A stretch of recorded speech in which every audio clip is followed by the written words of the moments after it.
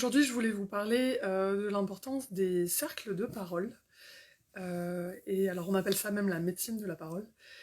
Et l'importance l'importance de se réunir dans ces espaces-là. Alors forcément, j'y vois quand même un lien. J'ai envie en plus, souvent dans ces espaces, on commence par donner ce qu'on appelle sa météo personnelle. C'est-à-dire qu'on va résumer en quelques mots, peut-être une phrase, comment on se sent. Parce que ça va donner en fait la couleur de comment on va partager avec les autres, etc. Ça donne comme une information un petit peu de ce qui va se passer. Et alors, je l'ai jamais fait, mais là du coup j'ai envie de le faire, c'est sans doute lié. Je suis dans un état complètement étiré, entre une demi-journée qui a été fabuleuse et une demi-journée qui n'a été que des catastrophes, mais qui sont pas graves, qui sont des problèmes techniques, mais qui sont quand même hyper embêtants et hyper préoccupants. Donc voilà, donc j'arrive avec vous avec cet état un peu comme ça de tiraillement, mais je suis là, et je suis ravie d'être là. Et donc, je voulais vous parler aujourd'hui spécifiquement des cercles et des groupes de parole, parce que aujourd'hui c'est la nouvelle lune. Non, ça n'a aucun rapport avec mes problèmes techniques, je pense pas. Mais c'est aussi en fait le jour où on accueille les nouvelles mères sur le chemin des 13 mères originelles, qui est une voie d'initiation chamanique. Je vais vous en parler, mais je suis pas sûre que j'en parlerai dans les lives, je pense que j'en parlerai à d'autres moments. Je ferai vraiment des présentations spécifiques parce que je vais relancer un prochain groupe en mars. Et donc, toutes les nouvelles lunes, pendant un an, on accueille une gardienne. C'est pour celles qui aiment bien les astres et l'astrologie, on pourrait dire que ça ressemble, dans le sens où c'est pas du tout pareil, mais voilà, tous les mois, on va se retrouver à une même date. Donc, c'est ce qui m'a donné une énorme joie, un énorme bonheur. Et j'avais envie de vous en parler du coup aujourd'hui, pourquoi c'est aussi important pour moi, et pourquoi en fait je continue et moi à en organiser, c'est-à-dire à en faciliter, et en même temps moi-même de participer dans d'autres endroits pour pouvoir à mon tour être dans une posture où je dépose et j'ai juste à rentrer dans le cercle et j'ai pas besoin de le tenir. Ça fait à peu près 6 ans, je pense, que j'organise des cercles. Bon, bah, à l'époque, la majorité était en face à face, hein. Puis après, il y a eu les histoires de confinement, etc. Et il y a beaucoup de choses qui sont passées à distance. Et donc, pourquoi c'est aussi important pour moi? Et je trouve que c'est une bonne suite avec ce dont je vous parlais hier sur la régularité. Parce que je trouve que quand on a une régularité de rencontres, il commence à y avoir une forme d'intimité avec les gens avec qui on est. C'est-à-dire qu'on commence à se connaître. Se connaître. En tout cas, on a plus confiance, on est un petit peu plus ouverte. On est moins timide, si vous voulez, puisque la timidité, c'est la peur d'être jugé, donc on est moins timide. Et je trouve que ça donne... Pardon. Alors là, je dirais une forme de discipline, d'organisation et de la patience. Ce que je veux dire par là, c'est que quand vous savez que vous avez un rendez-vous, euh, même s'il se passe d'autres choses dans votre journée, dans votre vie, dans votre mois, enfin là en l'occurrence, nous c'est des rendez-vous tous les mois, vous allez tout faire en fait pour vous organiser, pour pouvoir y aller. Et donc il y a à nouveau ce travail de régularité, de discipline et la patience, parce qu'en fait quand vous savez que ça va arriver, c'est un endroit où vous allez pouvoir vous déposer. Je vais vous expliquer ce que j'entends par là. Et en fait ça fait tellement de bien que quand c'est dur, quand on se sent un peu seul, qu'on se dit qu'on va pas y arriver, ça nous donne un peu cet objectif de dire allez, c'est bon, dans une semaine, je vais pouvoir être là-bas. Voilà, ça va me créer un moment, un espace où je vais reprendre de l'énergie, je vais pouvoir déposer et je vais repartir. Je vous parlais des cycles. C'est à nouveau, c'est une forme de cycle. Et donc ça fait du bien, parce que ça libère. Et donc c'est le deuxième point. Le deuxième point, c'est l'art de déposer. Et surtout, le travail de la vulnérabilité. Ça va avec. Déposer, c'est quoi? Déposer, c'est se raconter. Souvent, dans ces cercles, il y a des bâtons de parole. Les bâtons de parole, ils sont déjà chargés d'une énergie. Donc quand vous le prenez, en fait, il se passe déjà quelque chose. Souvent, j'aime bien dire en rigolant, vous aviez prévu de dire quelque chose. En fait, vous allez dire autre chose. C'est-à-dire qu'en fait, vous aviez un peu, avec votre mental, organisé votre pensée. Et puis, en fait, il y a votre intelligence émotionnelle, il y a l'énergie du groupe qui existe, hein. On crée des égrégores à ces endroits-là. et qui fait qu'en fait, c'est pas ça qui est si important. Et vous vous laissez presque surprendre par ce que vous allez raconter, ce que vous allez déposer. Et déposer, c'est vraiment, je le pose au centre, et c'est tout. Et dans notre société, ça, c'est très très rare. Moi, c'est un exercice, je devrais presque faire une vidéo là-dessus, l'art de déposer, parce que moi, c'est quelque chose que je fais avec mes amis très proches. Je leur dis, en fait, quand j'ai juste besoin de déposer, et donc, en fait, j'ai besoin d'être écoutée, d'être entendue, d'être accueillie, ou alors quand j'ai besoin d'un retour. Mais donc, vous voyez bien que c'est hyper important, parce que ça n'a rien à voir, en fait. Le nombre de fois, je suis sûre, vous avez discuté avec quelqu'un qui vous a donné des conseils, alors qu'en fait, vous n'aviez pas du tout envie. Vous aviez besoin d'avoir un temps pour vous, et d'être entendu, d'être vu, d'être reconnu. C'est hyper important, en fait. Et dans le fait de déposer, il y a, du coup, on travaille la vulnérabilité. Pourquoi? Parce qu'en fait, émotionnellement, on va souvent se laisser surprendre, comme je vous disais, et de temps en temps, on va se retrouver à être vraiment triste. Il y a toujours des mouchoirs dans les cercles. Vous en avez peut-être entendu aussi parler sous le nom de tente rouge, c'est assez connu. Enfin, ça devient de plus en plus connu, je sais pas si c'est vraiment connu, mais en tout cas, c'est un peu plus mainstream, on pourrait dire. Alors que c'était très très confidentiel à l'époque. Et donc, cette vulnérabilité, donc de temps en temps vous allez pleurer, de temps en temps vous allez être en colère, et en fait, vous vous reconnaissez pas forcément d'oser dire des choses comme ça. Mais bon, en même temps, il y a cette notion d'assumer ce qu'on est, ce qu'on ressent, ce qu'on vit, même si c'est pas confortable. Vous voyez, moi je vous disais, j'arrive avec une énergie qui est assez déchirée. Et puis bon, en fait, je suis avec vous, et bon, bah voilà, tout se relie, et c'est super chouette, mais j'arrive quand même avec cette réalité-là. Ce qui est important derrière, et ça c'est mon nouveau point, c'est que on est dans une société où on nous a pas du tout appris l'écoute active. L'écoute active, c'est bon, peut-être ce que vous faites ou peut-être pas. Si vous êtes dans une écoute active, c'est que là, vous êtes comme moi, assise, assis, avec votre thé ou une boisson chaude, vous mangez un petit truc, euh, et vous êtes vraiment en reliance avec moi, et vous allez essayer de, sans vous en rendre compte même, mais vous allez percevoir tous les différents plans avec lesquels je vous parle, même énergétiques. Quand on n'est pas dans une écoute active, ce qui m'arrive hyper souvent, hein, bien entendu, c'est que vous êtes peut-être en train de faire autre chose. Vous êtes en train de cuisiner, vous êtes en train de discuter en même temps avec quelqu'un, ou de bricoler quelque chose, ou peu importe, écrire, ranger. L'écoute active, quand on est dans des espaces où on a besoin justement de se déposer, d'avoir quelqu'un en face de nous, ça vous est déjà arrivé, vous lui dites un truc hyper important pour vous, mais pour l'autre ça a l'air de rien, et en fait il continue, la personne continue à faire la vaisselle, à ranger, etc.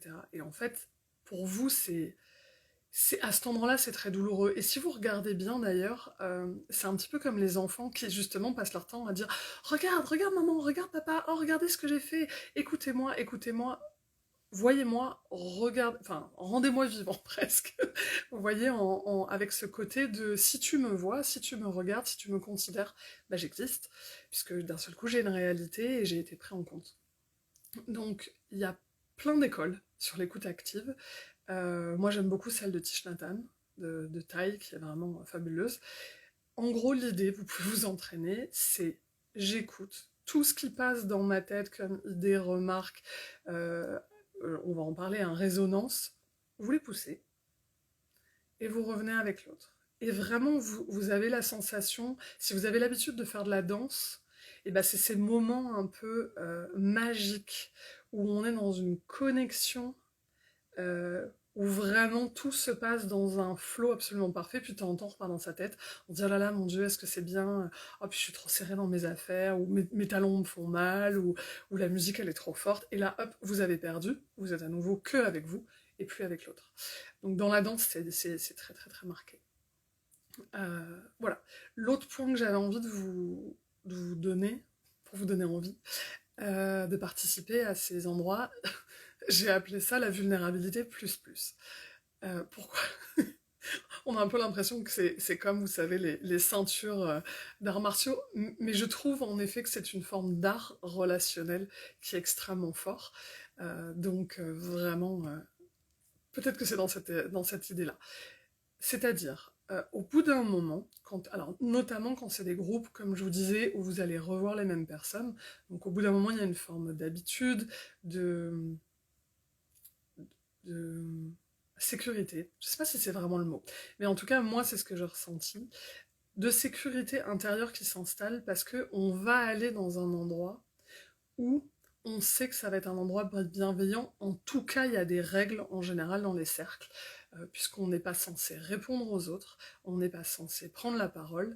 Quand la personne parle, on ne coupe jamais la parole. D'ailleurs, quand la personne pleure, on ne lui fait pas un petit câlin ou un petit «oh ça va aller, juste arrête». On lui donne juste des mouchoirs et la personne, si elle a besoin de pleurer pendant 5 minutes, eh ben, on l'écoute pleurer, peut-être qu'on pleure avec elle.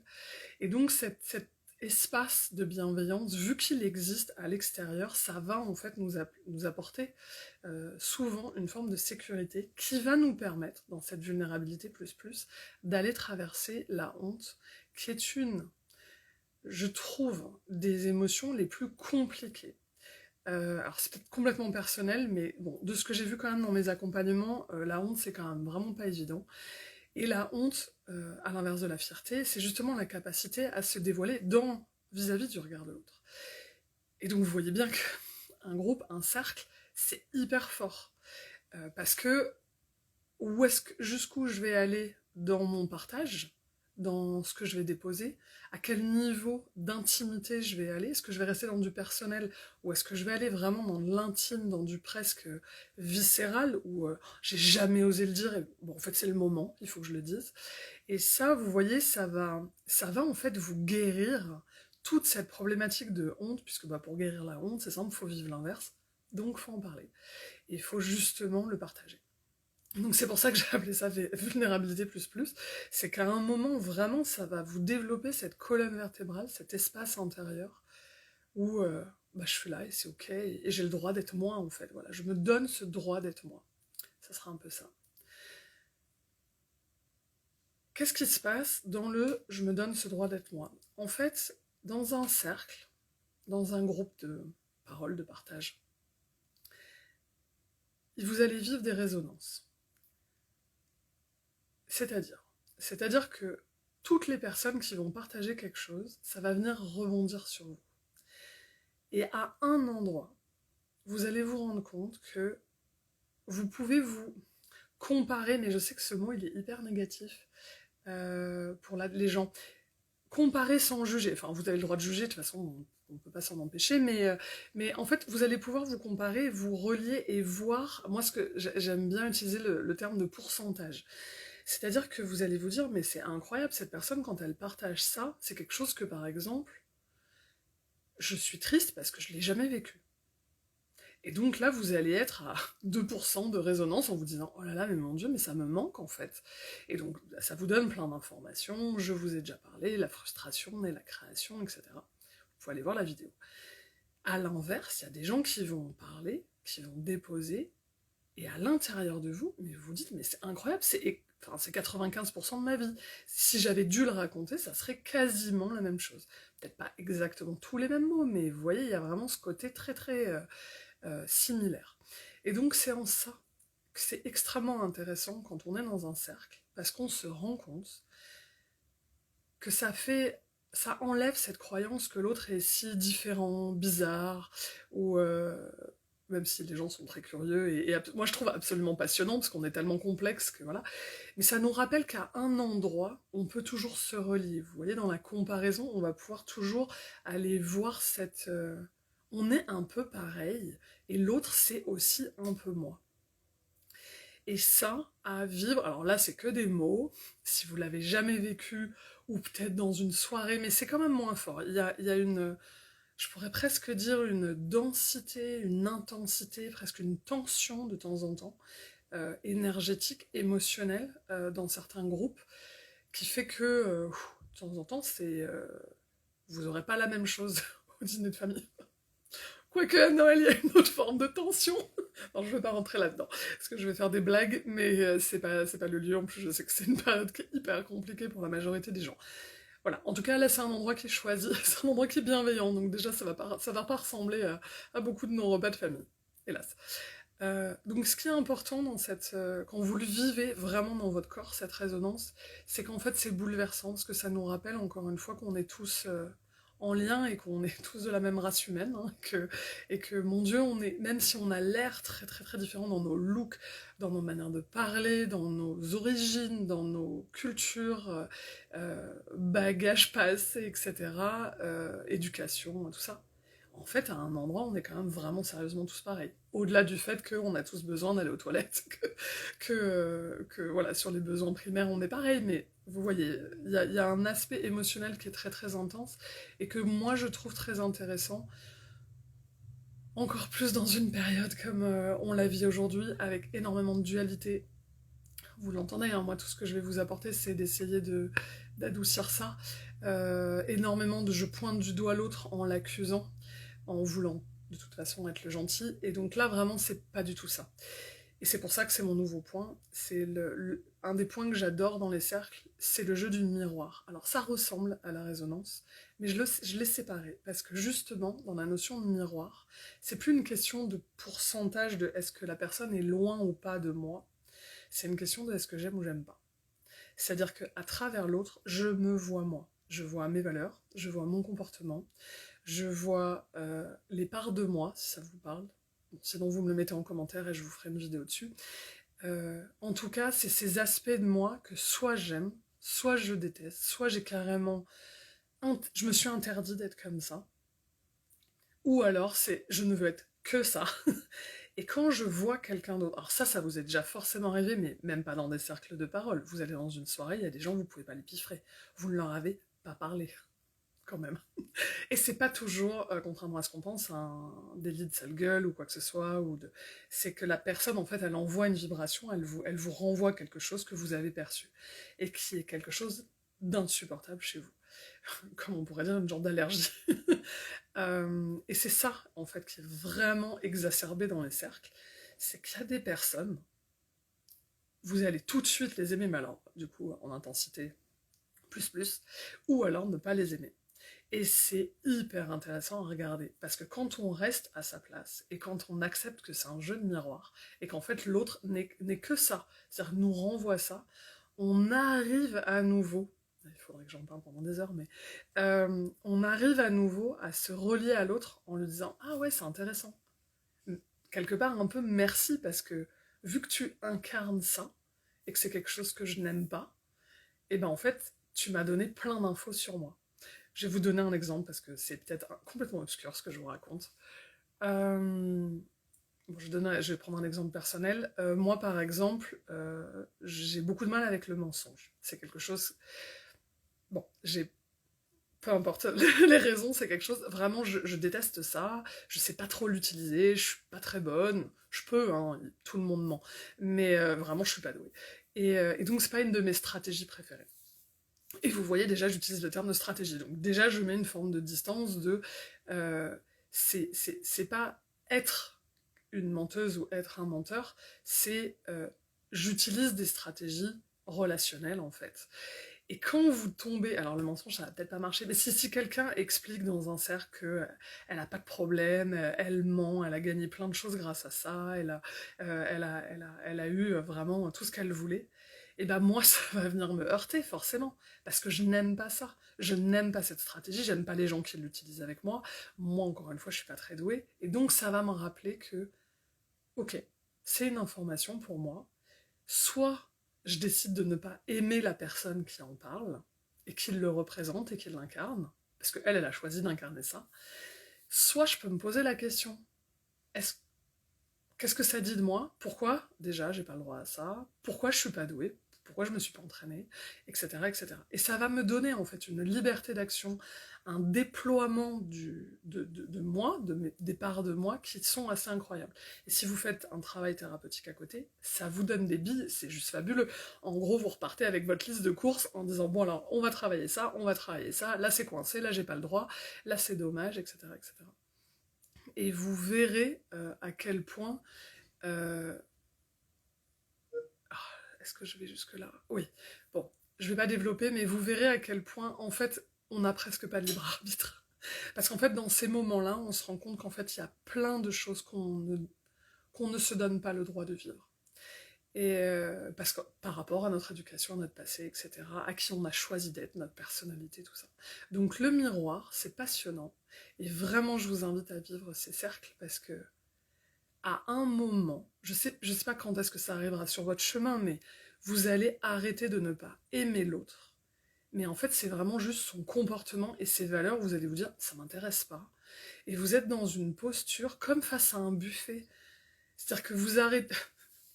Imaginez-vous, je prends souvent des métaphores de nourriture, je sais, mais imaginez vous êtes face à un buffet avec, je sais pas, 10 nationalités différentes de plats. Vous n'allez pas aller regarder l'assiette, je sais pas, de nem ou j'ai pas trop d'idées là, de pizza, en disant «Oh là là, mais vraiment, mais je les aime pas, ces pays, ces gens, comme ils fonctionnent». Non, vous allez jamais dire ça à une assiette.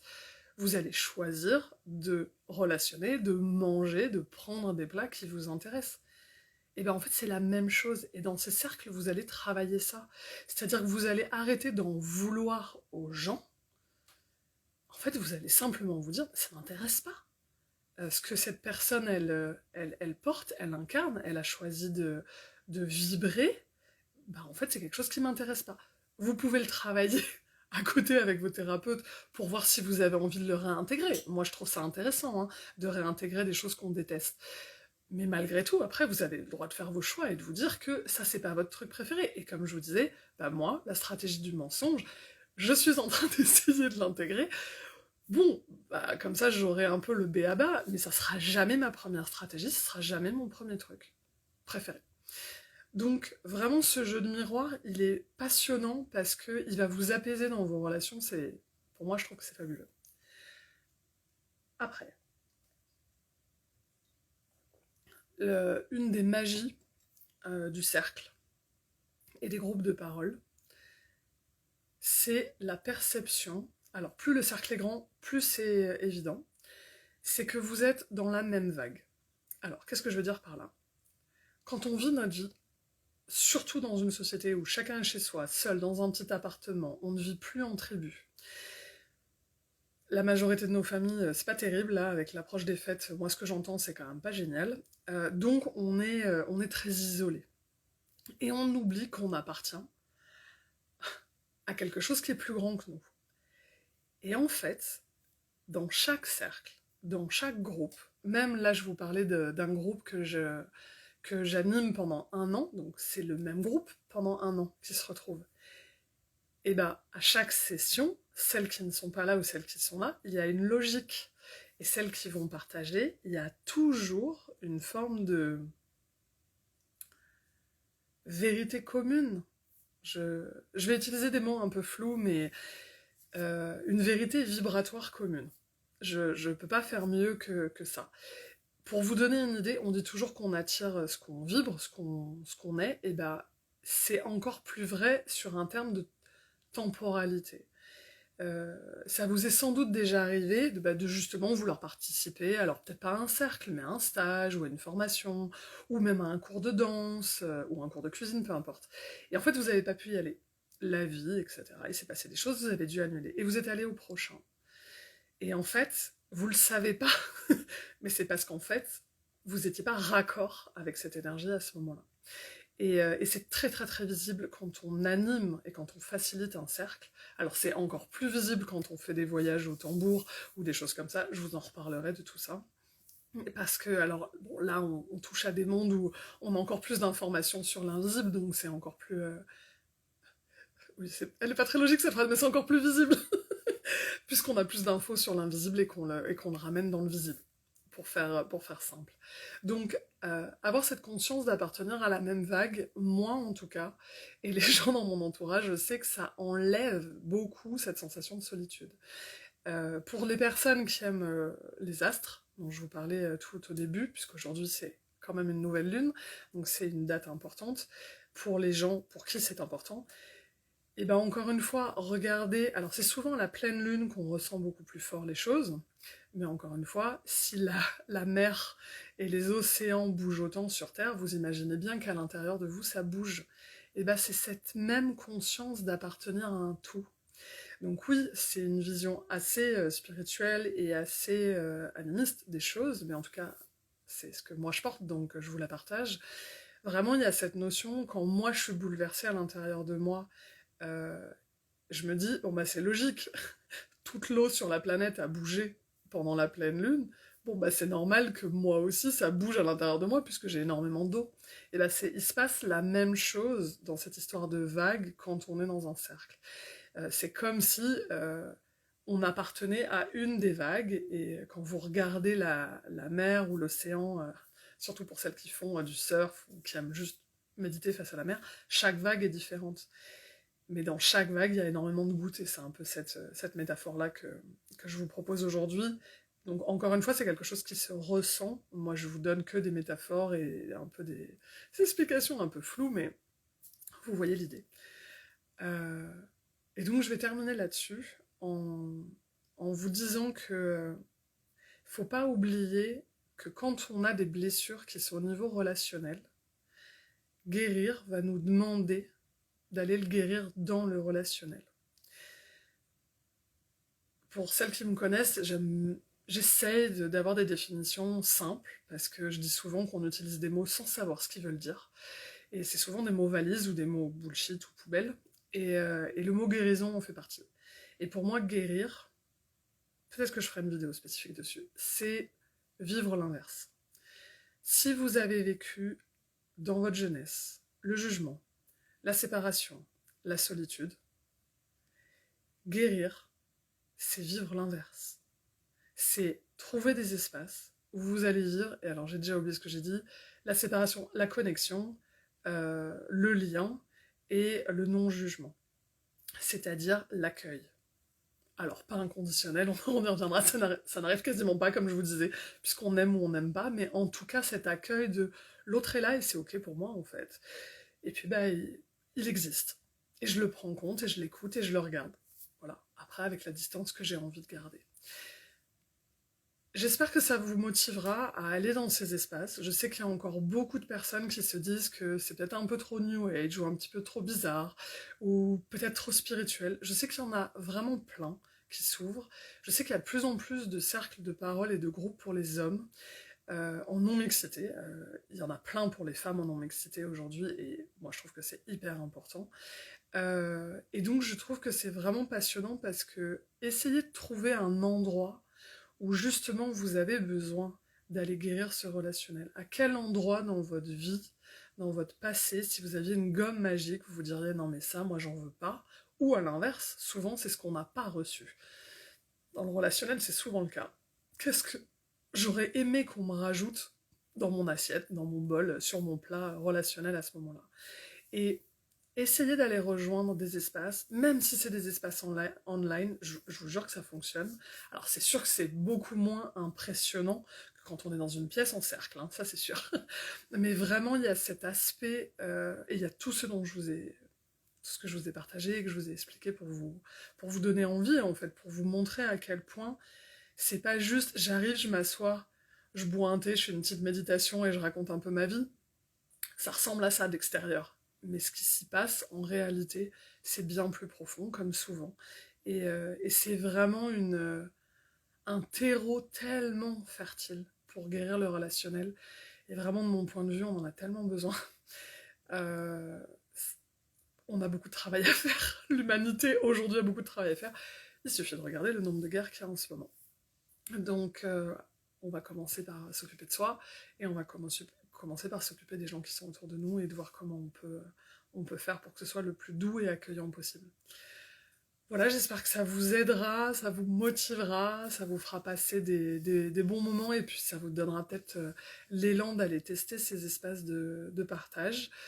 Moi, je sais que j'en propose, donc comme je vous expliquais, je vous donnerai les dates, j'essaierai d'être un peu plus présente sur le côté marketing et communication de la chose.